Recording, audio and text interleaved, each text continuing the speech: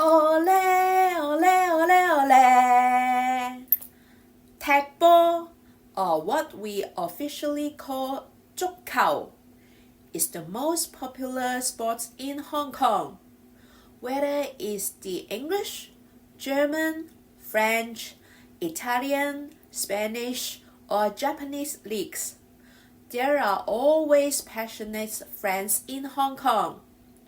But did you know that Hong Kong's football league began over a century ago and was actually the very first professional football league in Asia? In this episode of Cantonese Reader, I'm taking you on a journey to explore the fascinating history of Hong Kong football. Let's go! Before we start, download the PDF and do the preparation task first. Then, follow my voice to listen and read the article. I will read it twice. Follow to read out loud. Do the speech shadowing. 好耐，好耐。歷史，歷史。足球，足球。聯賽，聯賽。曾經，曾經。最高級別，最高級別。睇，睇。發展，發展。基礎，基礎。後來，後來。真正，真正。職業，職業。但，但。因為，因為。所以，所以。條件，條件。未，未。成熟，成熟。贏，贏。金牌，金牌。潛力，潛力。之後，之後。政策，政策。改革，改革。制度，制度。最後，最後。專業，專業。推動，推動。本地，本地。比賽，比賽。培訓，培訓。系統系統同時同時希望希望吸引吸引Select words from Preparation Task 1 and fill them into the table. Then, listen to the video. Try to get a full row, column, or diagonal. Each vocabulary will be read out twice. You can pause the video now for writing.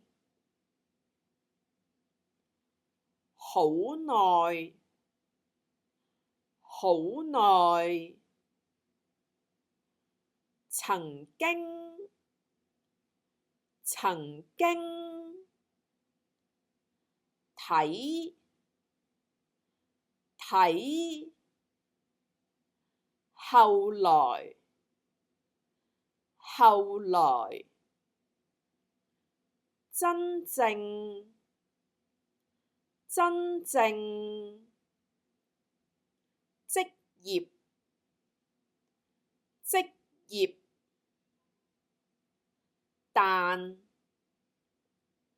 但因為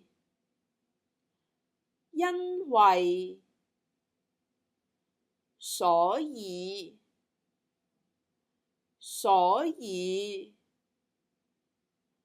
未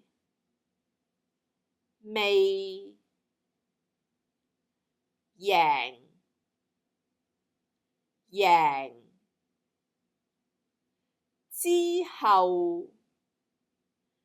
之後政策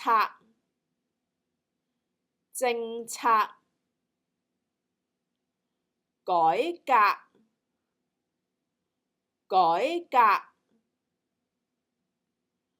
最後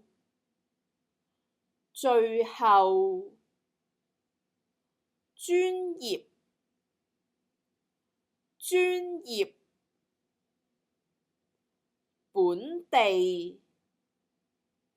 本地同時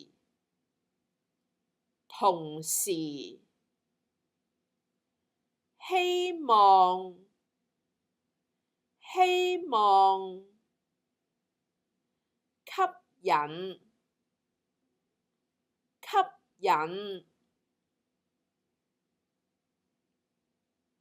Have you got a bingo? No? Better luck next time!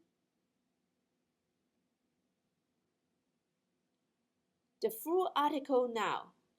Listen to the full article the first time only. Then, read along while replaying it. After finishing all the questions, follow my voice to say it out.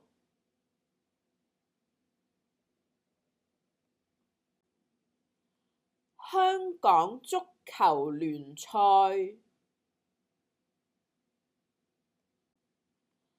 香港嘅足球聯賽有好耐歷史。曾經，香港最高級別嘅聯賽係甲組足球聯賽。第一個球季係1908-09，係亞洲第一個職業足球聯賽。可以睇到香港足球發展有一定基礎。後來，香港有人想成立一個真正職業嘅聯賽，但因為條件未成熟，所以搞唔成。到咗2009年，香港喺東亞運動會贏咗足球金牌。大家見到香港足球嘅潛力。之後香港政府喺2010年推出政策，希望改革香港足球總會架構同聯賽制度。最後，香港喺2014年成立咗香港超級聯賽，簡稱港超聯，用更專業嘅方式推動本地足球。港超聯嘅出現，令比賽同培訓更有系統，同時都希望可以吸引更多人認識本地球隊同球員。Task 1. Multiple choice questions. Circle the correct answer. 1. 邊一項係文中提到嘅亞洲第一個職業足球聯賽 ？A. 乙組足球聯賽 B. 甲組足球聯賽 C. 港足青年聯賽 D. 女子甲組聯賽。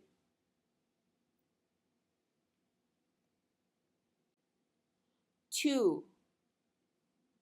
香港甲組足球聯賽第一個球季係幾時？ A. 2009-10年 B. 1908-09年 C. 2010-11年 D. 2014-15年。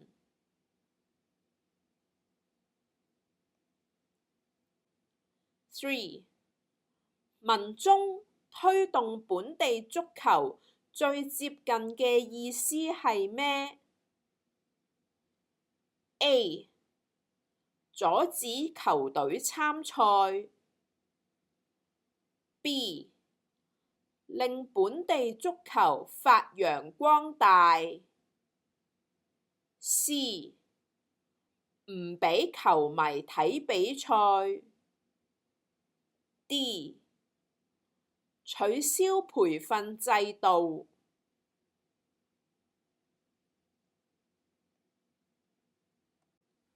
4. 點解2009年後大家更睇到香港足球嘅潛力？ A. 因為政府即刻取消聯賽 B. 因為香港喺東亞運動會贏咗足球金牌 C. 因為聯賽已經完成改革 D. 因為港超聯喺2009年就成立。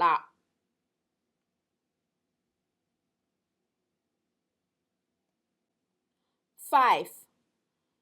港超聯喺2014年成立，主要目的係咩？ A.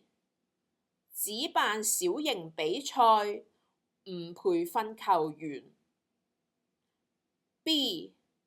用更專業嘅方式推動本地足球 C. 令所有球隊都離開香港 D. 將香港足球改成其他運動。Task 2. Speaking. Record your answers and post online. Tag Cantonese with Hong. When I see it, I can give a comment. Questions. 喺你嘅國家，最多人玩嘅係邊樣運動呢？ You can find me on YouTube, Instagram, Facebook, and Threads.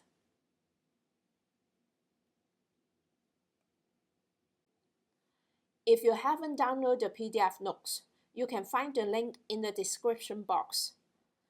It includes the full article in Cantonese, written Chinese, and English, vocabulary lists, reading comprehension quiz, and answers.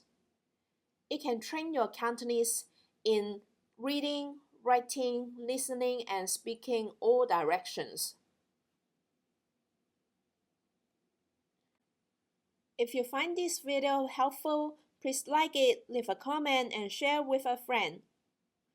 For flashcards, worksheets, and all my notes, join my Patreon, link in the description. I'll keep uploading more systematic Cantonese learning videos soon. See you next time!